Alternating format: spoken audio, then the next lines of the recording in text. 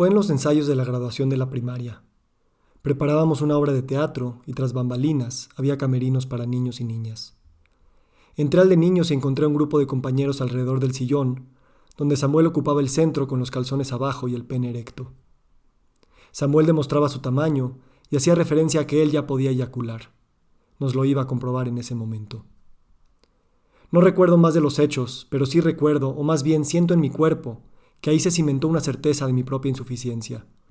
En términos de tamaño, en términos de que yo aún no eyaculaba. Hago una pausa para decir que el presente ensayo tenía muchos otros comienzos posibles. Ese cliché de que el hombre compra su coche para compensar el tamaño percibido de su pene, es cierto, leía uno de ellos. Hace unos días iba manejando y me imaginaba en mi primer viaje de psicodélicos aún por suceder. Me empecé a imaginar los miedos y episodios que mi subconsciente traería a mi atención, y de flashazo me llegó esa experiencia cuando a los 11 años vi a Samuel con el pito parado siendo el centro de atención. Leía otro. La envidia del pene es un tema bastante estudiado por la psicología. Era otra opción para entrarle desde Freud y su séquito, que pueden llegar a ser demasiado reduccionistas en los temas genitales y sexuales. El tema es que quería entrar a este ensayo sin entrar de lleno, usar teorías, chistes, introducciones que pusieran el contexto para lo que quiero decir. Pero entonces describí la escena que trajo mi subconsciente y me di cuenta que no había que darle más vueltas. Todos nos hemos comparado, y la comparación a esa edad es tal vez la que cimenta la forma de compararse para siempre. La tienes grande o la tienes chica, te vienes o no te vienes, estás en el círculo o no. Pero el niño no se da cuenta de que pertenecer no depende de una decisión personal, y lo vive como un decreto divino en su contra. Si no veo al mundo como es, sino como yo soy, ¿será que el tamaño del pene es subjetivo? ¿Y esa subjetividad viene de esas primeras comparaciones? Y entonces, ¿el tamaño de uno mismo frente a todo lo que viene después proviene de esa subjetividad que quedó fija? Cuando hace unas semanas imaginé mi viaje de psicodélicos y recordé el episodio de la graduación de primaria, me di cuenta de que el yo que se intimidó cuando uno de sus amigos le contó a los 14 años su primera relación sexual con una prostituta, y la primera vez que le metió la lengua a alguien a su boca a los 15, y la primera vez que se metió a la cama unos años después, siempre fue el yo de los 11 años que se quedó fuera del círculo. Ahora entiendo eso que dicen mis amigos, los terapeutas y expertos en trauma. Las personas que viven con trauma no recuerdan los episodios de manera vívida y lineal. Entre que son visiones borrosas, emociones difuminadas o explicaciones a medias de las situaciones originales, la persona aprende que esos episodios son parte normal de su vida y la forma en la que es la vida.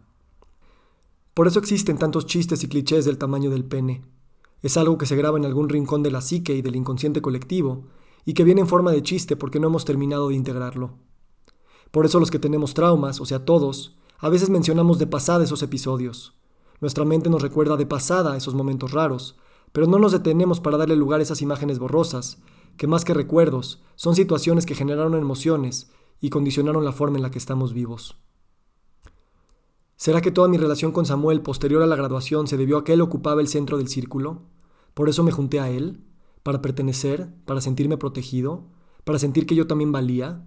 ¿Para evitar que me bulearan? ¿Cuántas decisiones en mi vida fueron condicionadas por un sentido de insuficiencia que se vivió en la infancia? ¿Cuántas decisiones son tomadas o no tomadas hoy en día por ese niño de 11 años? Abundan las teorías de que como humanos solo vemos el mundo cuando somos niños. Todo lo demás es recuerdo. Las teorías de que la infancia nos moldea para siempre. Las teorías de que nuestras heridas nos ponen los lentes con los que percibimos la realidad. Sí y no. Porque, ¿qué pasa cuando uno va al pasado, como yo lo hago ahora, y lo vuelvo a observar? El pasado puede cambiar. El presente lo cambia. Se usan palabras, técnicas de sanación, comprensión del niño anterior y su contexto, compasión por el niño interior que ahí siempre estará. Se comparten esas vivencias de la vieja memoria y se comparten miradas y palabras entre adultos que arriesgando una vergüenza más se dicen entre ellos, yo también. Y entonces, el tamaño del pene, la edad de la primera eyaculación, de la primera regla, de las primeras chichis, el tamaño de tu cintura, la edad cuando te compraron tu primer coche o te fumaste tu primer cigarro en público para pertenecer, no son el punto importante. Porque no conozco a nadie que crea que todo lo que tiene que ver con su cuerpo, su desarrollo y las edades en las que le sucedieron cosas impactantes hayan sido normales. El pasado cambia cuando te das cuenta, a veces temprano en tu adultez, a veces décadas después, a veces en tu lecho de muerte, que esas cosas que te sucedieron no fueron tu culpa.